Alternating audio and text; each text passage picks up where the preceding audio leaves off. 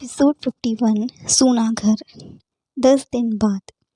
लगभग 10 दिन बीत चुके थे आयशा को अभय और उसका घर छोड़े हुए। अभय ने कई बार उससे बात करने या मिलने की कोशिश करी, लेकिन आयशा ने उसे हमेशा एक ही धमकी दी कि अगर वो उससे मिलने या उसके पास आने की भी कोशिश करेगा तो वो अपनी जान ले लेगी। इस वक्त अभय ऑफिस के लिए रेडी हो रहा था। जब से आयशा घर छोड़कर गई थी तब से घर सूना सूना हो चुका था। रह रह कर अभय को हर वक्त बस आयशा और उसका खिलखिलाता हुआ चेहरा याद आता। इस वक्त भी तैयार होते होते अभय आयशा को ही याद कर रहा था। तभी उसका फ़ोन रिंग किया। स्क्रीन पर मान्यता का नाम फ्लैश हुआ, जिसके बाद वो इरिटेट हो गया। उसने अपना फ़ोन साइलेंट कर दिया और वापस से तैयार होने में बिज़ी हो गया। अभय इतना तो जानता था कि आयशा जिस भी वजह से नाराज़ हो गई हो, उसके साथ कम से कम उसने हस्बैंड वाइफ के मैटर में अपनी फैमिली को इन्वॉल्व नहीं किया। अगर उसे ऐसा करना होता तो राजवीर और मंजीत अभी तक अभय की खाल उधेड़ चुके होते। अचानक से अभय के रूम का डोर ओपन हुआ और अनिरुद्ध हड़बड़ाते हुए उससे बोला, भाई हॉस्पिटल से मान्यता का कॉल आया था। वो कह रही है कि उसे आज ही डिस्चार्ज लेना है हॉस्पिटल से। अनिरुद्ध की बात सुन अभय उससे रूडली बोला, हाँ तो ले ले, किसने रोका है? हॉस्पिटल हमारे बाप का थोड़ी है जो हम उसे डिस्चार्ज लेने से रोकेंगे। इस पर अनिरुद्ध ने जवाब दिया, भाई आप उसका इशारा नहीं समझ रहे हो कि वो आपसे चाह क्या रही है? क्या क्या चाह रही है वो? यही कि मैं उसका डिस्चार्ज करवाऊँ, उसे यहाँ इस घर में लेके आऊँ? अभय ने अपनी टाई बांधते हुए उससे कहा। एग्जैक्टली भाई, यही तो वो चाहती है, और क्या? अनिरुद्ध अभय की बात पर सहमति जताते हुए बोला। मेरे पास और भी काम है, अभय ने जवाब दिया डीओ लगाते हुए। भाई अगर आप उसे डिस्चार्ज करवाने नहीं जाओगे तो दादी सा का सहारा लेगी और फिर दादी आपकी क्लास लगाएगी और आपको ज़बरदस्ती हॉस्पिटल भेजेगी उस मान्यता को डिस्चार्ज करवाने के लिए। अनिरुद्ध ने अभय से कहा, लेकिन उसने कोई जवाब नहीं दिया। कुछ सेकंड्स बीत जाने के बाद अभय उससे बोला, दादी सा को मैं खुद ही हैंडल कर लूँगा। भाई एक बात बोलूँ, जब से भाभी गई है ना घर से, घर में सूना सूना लगता है। हम लोग उनके आने से पहले भी अकेले रहा करते थे इस घर में, लेकिन पहले मुझे ऐसा कभी फील नहीं हुआ जैसा इन 10 दिनों में हुआ है। अनिरुद्ध ने जब अभय से ये बात कही तो अभय उसकी तरफ देखते हुए बोला, मैंने शायद उसकी कदर नहीं करी, इसीलिए भगवान ये सज़ा दे रहे हैं मुझे। मेरे कान तरस गए हैं उसकी आवाज़ सुनने के लिए, आंखें तरस गई हैं उसे एक झलक देखने के लिए, हाथ तरस गए हैं उसे छूने के लिए, मन तरस गया है उसके हाथ का खाना खाने के लिए, उसके हाथ से निवाला खाने के लिए। इस घर में 3 महीने में उसने अपनी जगह बना ली थी।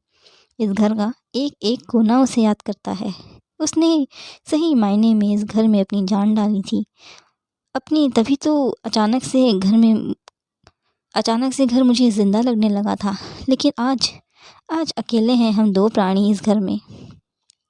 अनिरुद्ध जानता था कि आयशा के घर से चले जाने के बाद अभय पर क्या बीती है, कितना याद करता है वो आयशा को। अब कमरे में सन्नाटा छा चुका था। ना ही अभय कुछ बोल रहा था और ना ही अनिरुद्ध। तभी रूम के डोर पर नॉक हुआ। सीमा बोली, सर बड़ी मैडम आई हैं, आप दोनों को नीचे बुला रही हैं, तुम चलो हम आ रहे हैं, अनिरुद्ध ने जवाब दिया। अभय और अनिरुद्ध नीचे हॉल में पहुंचे तो उन दोनों ने देखा कि सोफे पर जानकी देवी और मान्यता और केतकी बैठे हुए थे। मान्यता के हाथ में प्लास्टर लगा हुआ था और माथे पर बैंडेज। अभय को देखते ही मान्यता अपना सारा दर्द भूल गई और अभय के गले लगने को भागी, लेकिन अभय डाइनिंग चेयर पर जाकर बैठ गया नाश्ता करने के लिए। उसकी ये हरकत देख जानकी देवी और केतकी काफ़ी ज़्यादा हैरान थे कि आयशा के जाने के बाद से अभय वापस से पहले जैसा हो गया था। उसे किसी के होने ना होने से या जीने या मरने से कोई फ़र्क नहीं पड़ता था, लेकिन ये सब उसके साथ शादी से पहले था, क्योंकि शादी के बाद तो सभी को हैरानी थी इस बात की कि अभय और और उसे उसका रूड व्यवहार को आयशा ने बदल कर रख दिया था। लेकिन अब उसके जाने के बाद वो वापस से पहले जैसा हो चुका था। अभय तूने फ़ोन क्यों नहीं उठाया मान्यता का? जानकी देवी गुस्से में अभय से बोली। क्योंकि मैं बिज़ी था इसलिए नहीं उठाया। एंड बाय द वे, अगर मैं फ्री होता भी तो मैं तभी भी इसका फ़ोन नहीं उठाने वाला था। इससे अच्छा मैं अपनी बीवी को घर वापस लाने के लिए नया तिगड़म लड़ाता। अभय ने जवाब दिया, जिसे सुनकर जानकी देवी और केतकी हैरान रह गए। मान्य का तो चेहरा ही लाल हो चुका था गुस्से से, अभय की बातें सुनकर और उसका इग्नोरेंस देखकर। अभय, वो लड़की तुम्हारे लिए बिल्कुल ठीक नहीं है, मान्यता बोली। उसकी बात सुन अभय ने चाय का कप फेंक दिया, जिससे सभी के सब डर गए। तुम्हारी ज़ुबान बाहर खींच लूँगा मैं अगर तुमने दोबारा मेरी आयशा के लिए कुछ अनाप शनाप बका तो। मुझसे बुरा देखा नहीं होगा कभी तुमने अपने कभी तक अभी तक तुमने कोई। अभय मान्यता को एकटुक गुस्से से घूरते हुए देखकर बोला। वहीं मान्यता अपनी जगह पर ही जम चुकी थी अभय का गुस्सा देख। अभय, तो उस कल की आई लड़की के लिए मान्यता को दुखा रहा है? जानकी सोफे से खड़े होकर कड़क स्वर में अभय से बोली। अभय मुस्कुराया, क्योंकि वो अपनी दादी के ही बोलने का इंतजार कर रहा था। अब तक कि कब वो आयशा के लिए कुछ गलत बोलेगी और कब वो अपनी दादी के को मुंह तोड़ जवाब दे। कमाल की बात है दादी चाची कि आप लोगों को किसी दूसरे की बेटी को के तरस और दया है, लेकिन जिस लड़की से मेरी शादी हुई है, जो किसी बात से नाराज़ होकर अपने मायके चली गई है, उसके लिए आप दोनों में से किसी ने भी नहीं सोचा। अभय की बात सुनकर केतकी की आंखें शर्मिंदगी से नीचे झुक गई, लेकिन जानकी देवी की नहीं। अगर आप लोगों ने मेरी ज़रा सी भी परवाह की होती ना, तो मेरी बीवी को इस घर में वापस लाने के लिए उसके मायके पहुंच चुके होते। बड़ी ही कमाल की बात है कि राठौड़ खानदान की बहू 10 दिन से घर पर नहीं है। उसकी किसी को भी कोई चिंता नहीं, लेकिन किसी दूसरी लड़की के लिए आप लोगों के दिल में प्यार उमड़ ही आता है। अभय ने एक सांस में अपनी दादी और चाची को ताना मारा।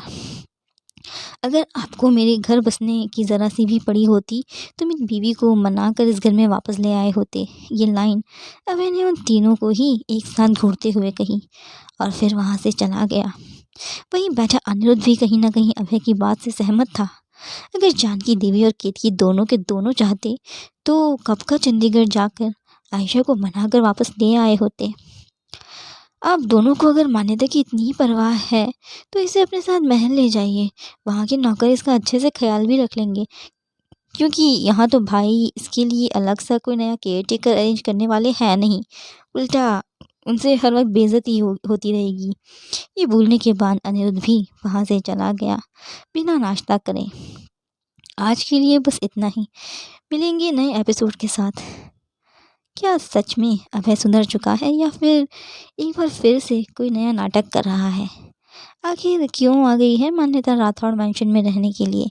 जानने के लिए पढ़ें प्यार का कलमा। अगर आपको आज का एपिसोड अच्छा लगा तो कमेंट में बताएं और चैनल को सब्सक्राइब करना ना भूलें। Thank you.